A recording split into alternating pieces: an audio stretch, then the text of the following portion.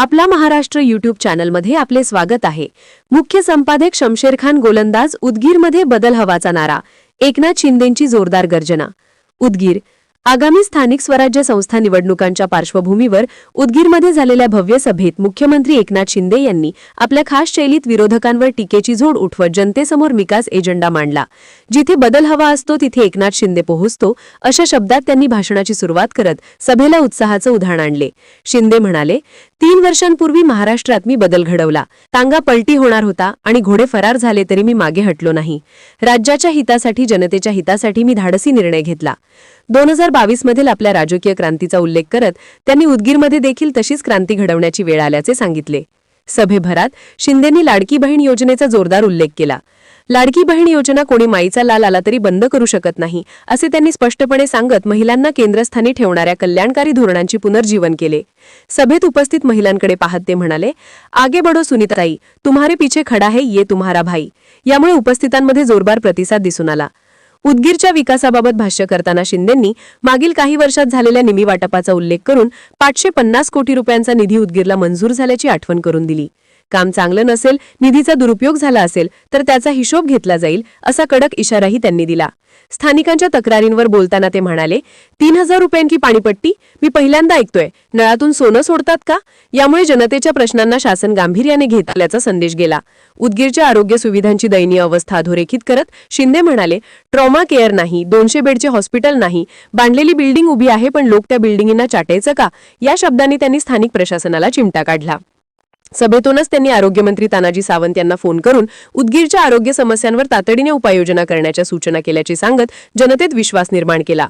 उदगीरच्या औद्योगिक प्रगतीसाठी MIDCची आवश्यकता असल्याचे सांगून शिंदेंनी उद्योगमंत्री उदय सामंत यांना तात्काळ MIDCची प्रक्रिया सुरू करा असे निर्देश दिले।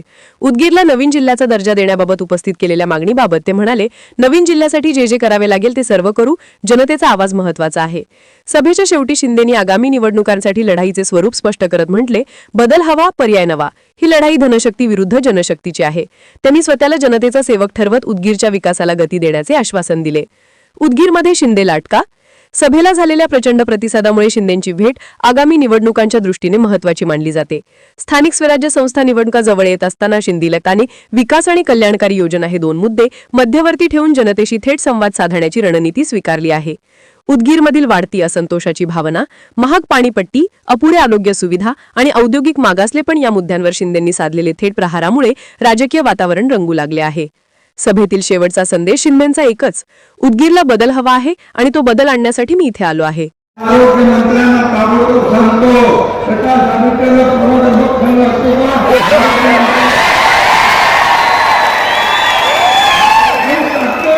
सेवा सुरू झाल्या पाहिजे, हे आरोग्य विभागाला मी सांगतो आणि तात्काळ करून दिल्याशिवाय उदगीरला MIDC प्रस्ताव मंजूर झाला, पण अजून जागा एक्वायर केली, ते पण खातं आपल्याकडे। उदय सामंत यांना मी सांगतो, ताबडतोब या ठिकाणी MIDCची प्रक्रिया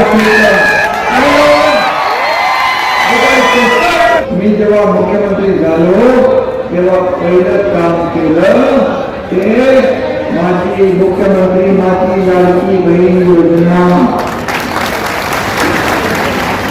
खूप लोकांनी थोडा घातला, अरे बोले जुनावी जुमला असं तसं, परंतु एकनाथ शिंदेने दिलेला शब्द पाहतो तो मी खरा करून दाखवला। लाडकी बहीण योजना सुरू झाली। आता मी तुम्हाला सांगतो, कोणतरी मायका लावला तरी लाडकी बहीण योजना कधी बंद होणार नाही। युवा प्रशिक्षण वाले माझ्याकडे आले होते, त्यांच्या विषय माझ्या लक्षात आहे।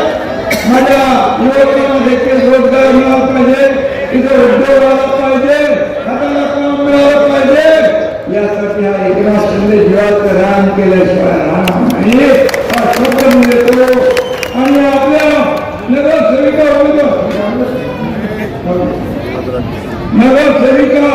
आपल्या खरं म्हणजे आपल्या उदगीरच्या नगराध्यक्षपदाच्या उमेदवार सुनीता अनिल पंचाक्षर, प्राध्यापक MA BA इंग्लिश प्राध्यापक उच्च शिक्षित आपल्याला उमेदवार दिला आहे आणि म्हणून त्यांना आपल्याला निवडून द्यायचं आहे. कारण या भावी नगराध्यक्षा प्राध्यापिका आहेत, याचा उदगीरकरांना नक्की अभिमान वाटला पाहिजे आणि म्हणून सुनीता ताईंना उदगीरच्या प्रश्नांची जाण आहे. त्यांच्या बरोबर किती लोक उभे आहेत? 25 लोक उभे आहेत. एक मोठी टीम उभी आहे. एकूण 26 लोकांना आपल्याला निवडून